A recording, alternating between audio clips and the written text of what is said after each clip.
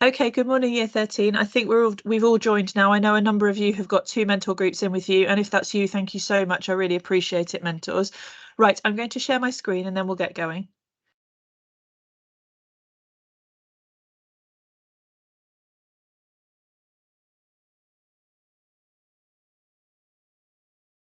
Okay, so good morning. This assembly is split into two parts. The first part will be a number of notices focusing on your celebration events at the end of term, your departure, things like that. And then the second half will be talking about using Easter holidays productively for revision. Right then, so I hope everyone had a nice weekend. If you came to the iftar last week, thank you so much. I'm going to talk a little bit more about that as we get to it, but thank you in advance. That was very well supported by students and staff, so thank you very much. Right then, notices. So I've already told you this, but just a reminder that your last day will be Friday the 10th of May. I'm going to write to your parents. I've already written to them once, but I'm going to write to them again and talk to them about this. So your last day of official school before you start study leave will be Friday the 10th of May. You will then not be required to come into school apart from for your exams.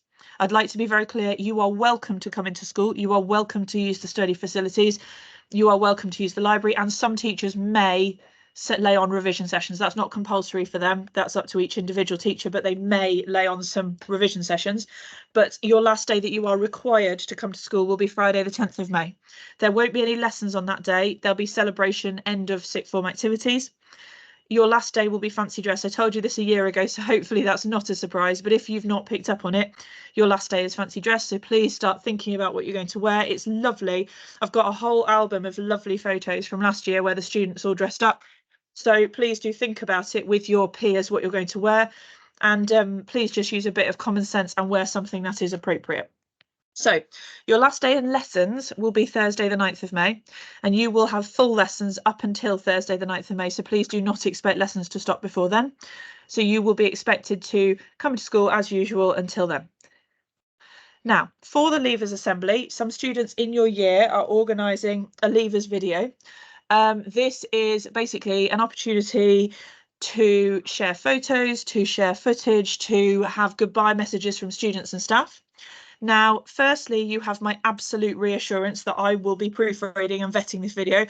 To be honest, the people organising it are amazing and I don't think there'll be any problems. But I have a very strict rule that nothing will go on the video that will embarrass or shame or make anyone feel uncomfortable. My biggest priority for the Leavers Assembly is that there's nothing that could upset anybody in it.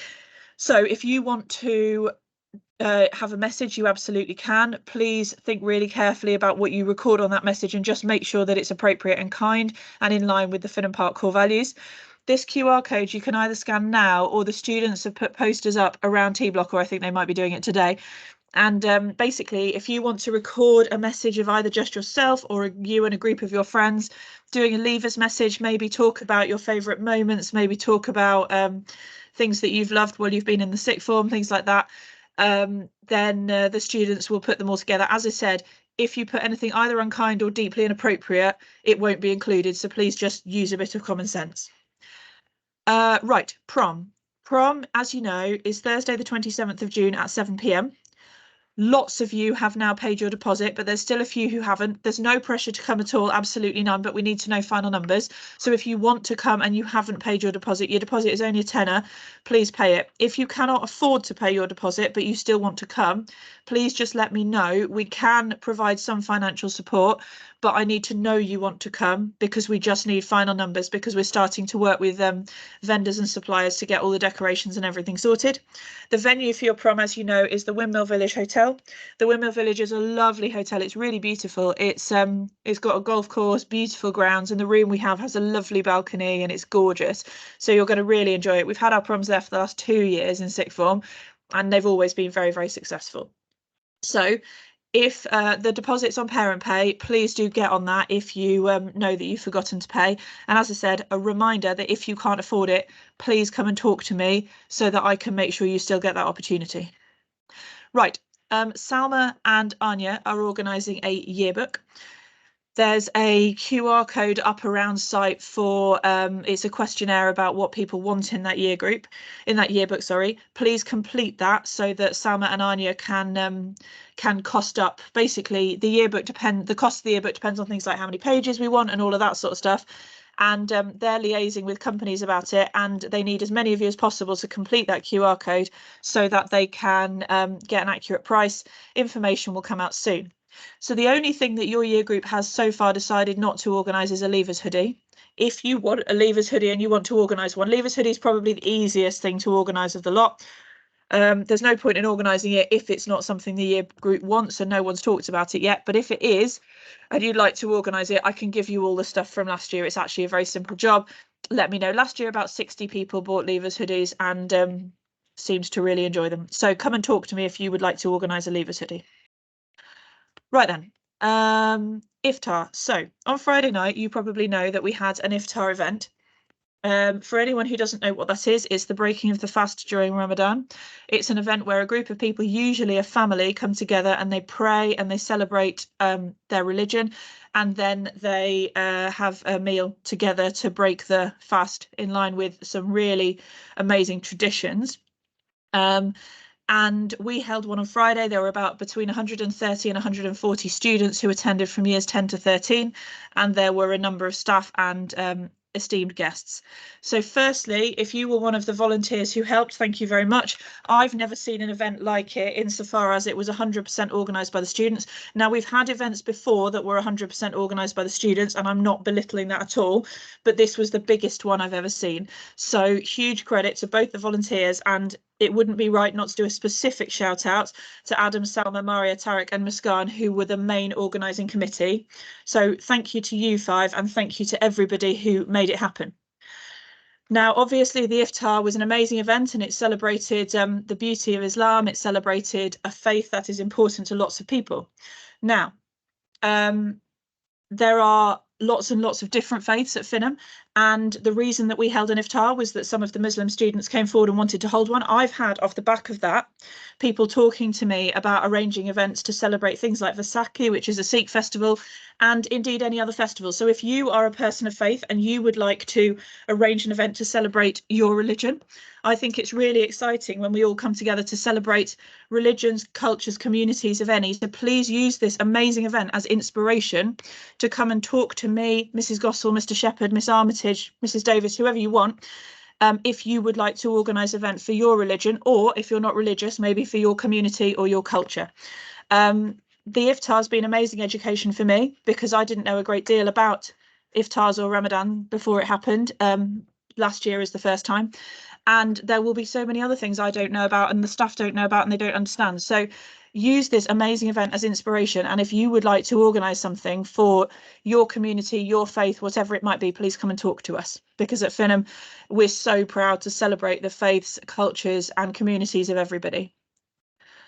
Right then, a few last minute notices before I move on to the main part of this assembly. So the main part of this assembly is about making the best use of your Easter holiday in terms of revision. So firstly, you will remember Mickey Maloney from last year's year 13, lovely guy. So he's now doing an apprenticeship in the tech industry, and he wants to talk to you about the future of the tech industry and his journey.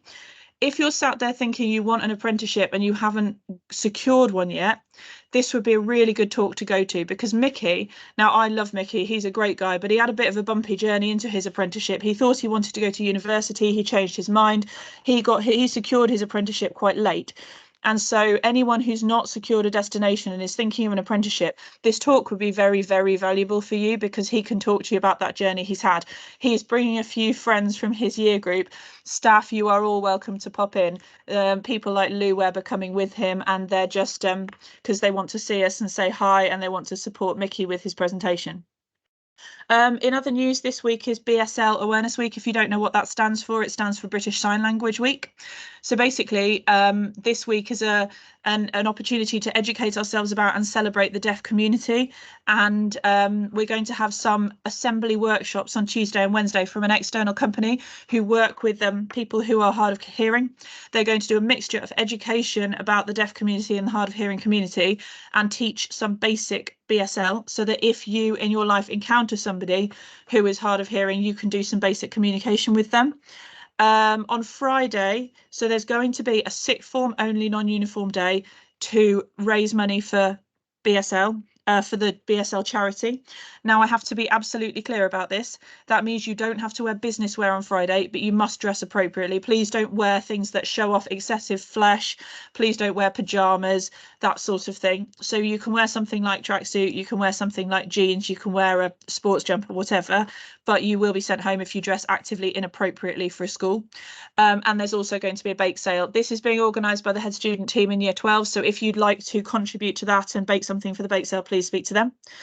Tomorrow, there's a celebration of Holi on the field. So Holi is a Sikh festival that celebrates colour. You might have seen on the news that in lots of Southeast Asian countries and Sikh countries, they throw paint at each other, and there's always amazing pictures all over the news. We're not going to be throwing paint at each other. Mr. Radford has built us a lovely big canvas that's going to be on the field behind T Block, and there will be an opportunity to flick paint at it. So if you'd like to participate in that, we're basically making a large, it's about 5 meters by 5 meters, Holi mural that will then be put on the wall. So that is a celebration of that Sikh festival, and it'd be lovely for as many of you as possible to participate in that.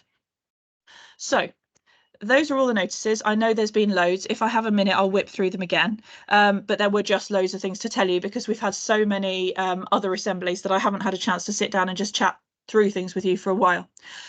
So now for the second half of this assembly, for the next 10 minutes, I'm going to talk to you about your Easter holiday. So firstly, I would like to acknowledge that this is the hardest bit. So you feel like you've done so much. If you cast your mind back to when you enrolled in sixth form, when you turned up for that first day, that first, I think it was a Wednesday for you, of year 12, when you had your hour with your mentors and then your first lesson. If you cast your mind back, you have been here for a long time, and you will be feeling like it has been a long time. But also it still feels like you've got a jolly long time to go, and that long summer that you're all excited about, and you've probably got great plans for travel or holidays or whatever it might be within your family or your community, feel like a really long way away. And this is the hardest bit. Once you get to after Easter, like a few weeks after Easter, and the exams actually start looming, what will happen is they'll just race by and it'll just go. And this really is the hardest bit. And I want to acknowledge that whatever happens, however things go for all of you in the next few weeks, I am so proud of you. You've done amazingly, and you have been one of the best year groups I have ever worked with. I adore you, and I'm genuinely on a personal level devastated that you're all leaving. So, using the Easter holidays productively. Now, the Easter holidays, I read a really interesting article over the weekend, and the Easter holidays are very much make or break in terms of studying. Now, I am going to talk about well-being, and I am going to talk about taking breaks, but I'm also going to level with you now. There aren't that many weeks left. This is not the one to be having 2 weeks off. Yes, you should have time off, and we will talk about that because that is important.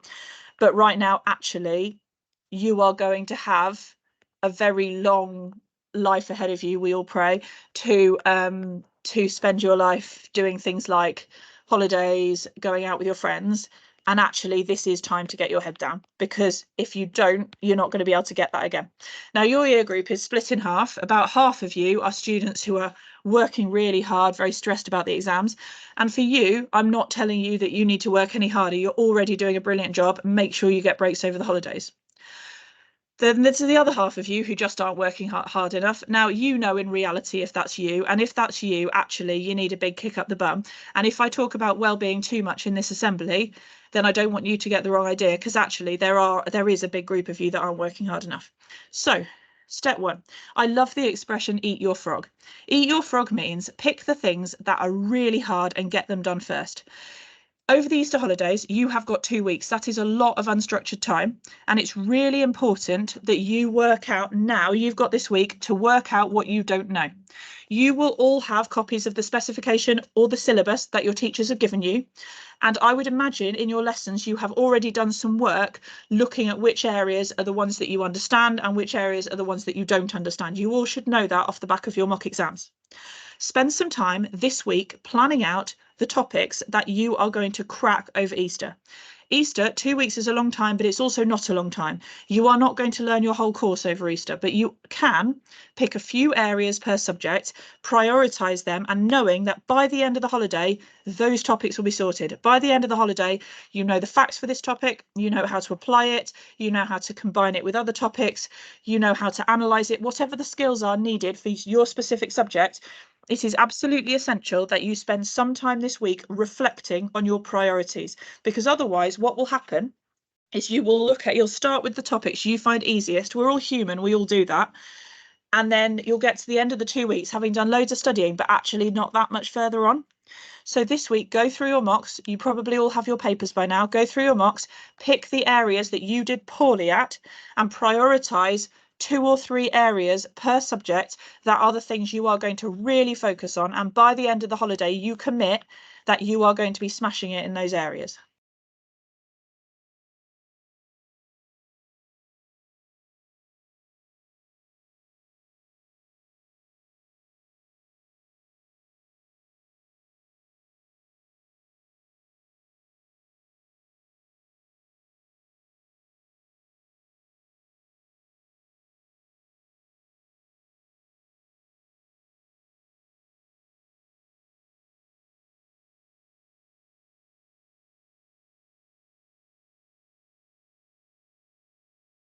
Sorry, Miss Green, we think you've muted yourself.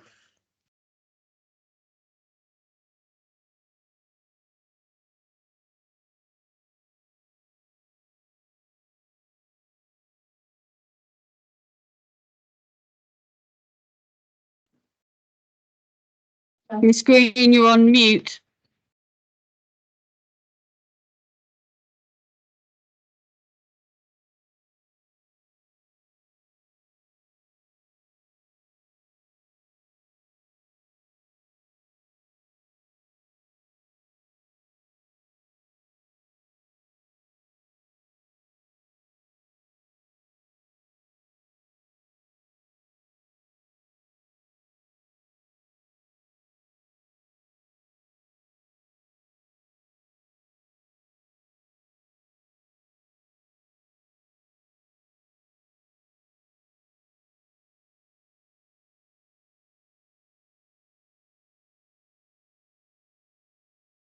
I've got a hand up, sorry.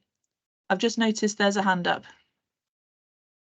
Miss Green, you were muted. You were muted. Now it's so fine. Anyway, I'm not sure what that hand up is, but if you've got a question, do speak it now.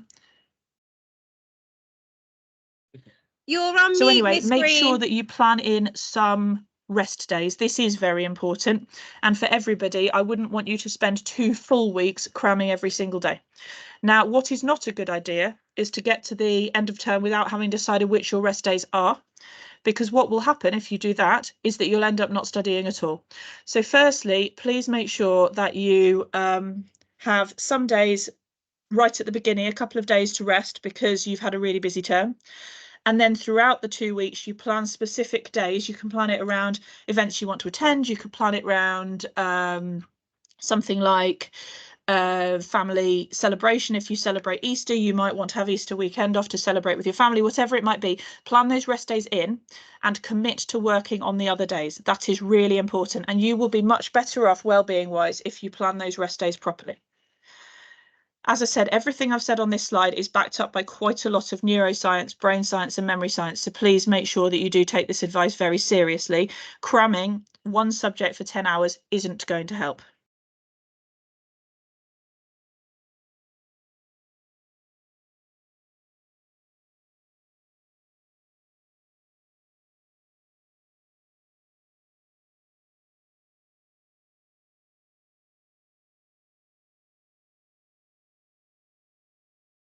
Does someone keep muting me?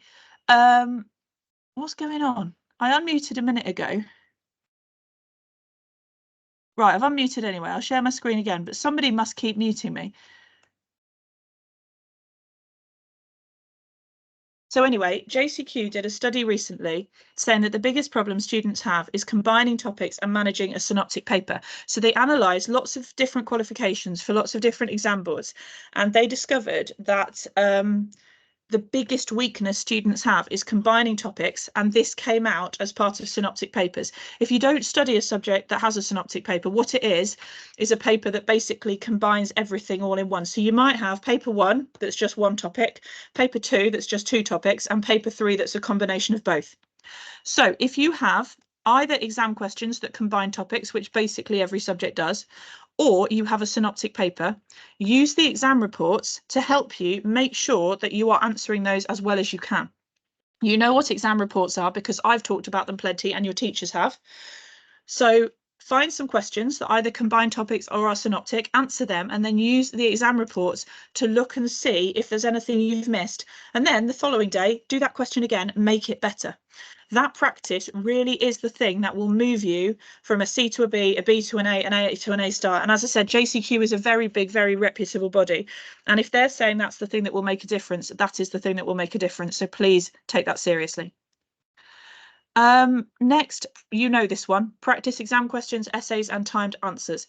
Now, obviously, learning material is a priority and that is important, but you also need to train yourself. Now, this is both physical training in terms of the strength, the arm strength of actually writing, because these exams are brutal in terms of, particularly if you do essay subjects, having to write for maybe 2 or 3 hours in the morning and 2 or 3 hours in the afternoon. If you have a clash, you might have to do 2 exams back to back. It is brutal and you do need to have practiced that skill, but you also need to be able to think for several hours on the go. Now, what you can produce in your 4th hour of exam in a day or your 6th hour of exam in a day will be very different to what you can produce when you're fresh. So it's very important you have put your brain through the process of practicing.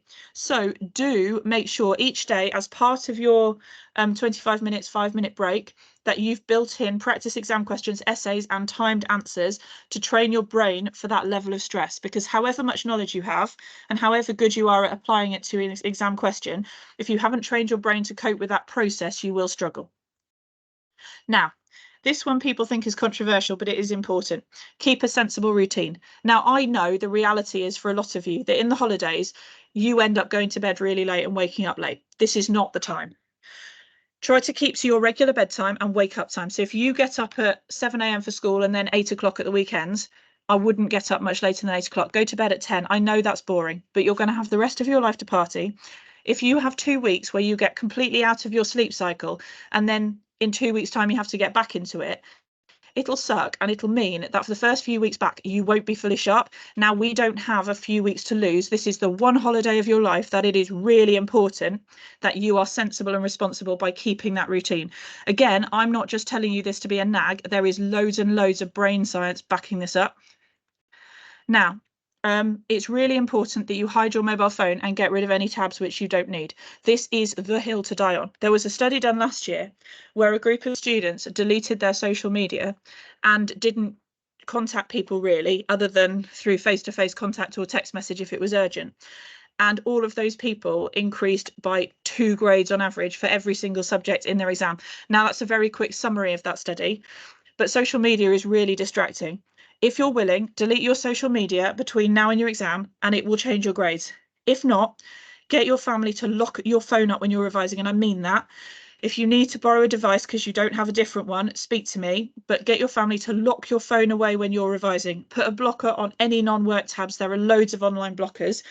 Distractions just need to go, and I cannot be more serious. We've all been there where we're working, your phone's going every 2 minutes, you've got Netflix on in the background. Trust me, you won't learn anything. And then finally, be selfish. Now is the time to focus on you. Don't give in to every invitation. I know how hard FOMO is, I really do. But as I said, you've got the rest of your life to do fun stuff. Please focus on yourself and what you need for the next steps of your education. I recommend that you don't study in your room, because I understand this isn't possible for everybody, but we all know you can be in your room, your parents think you're studying, you end up not studying, you lie on your bed, you put your music on, you're not concentrating.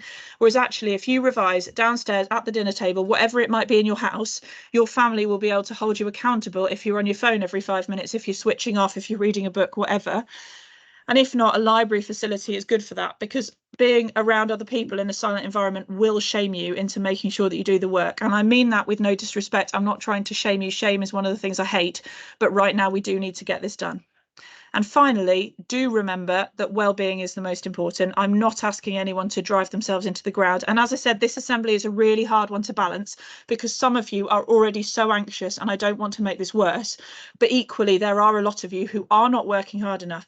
And the most important thing for your well-being is to be prepared. It is very, very important that you use the time productively. And hopefully, if you use the cognitive science and the memory science that I have put into this assembly, that will mean you use Easter really productively.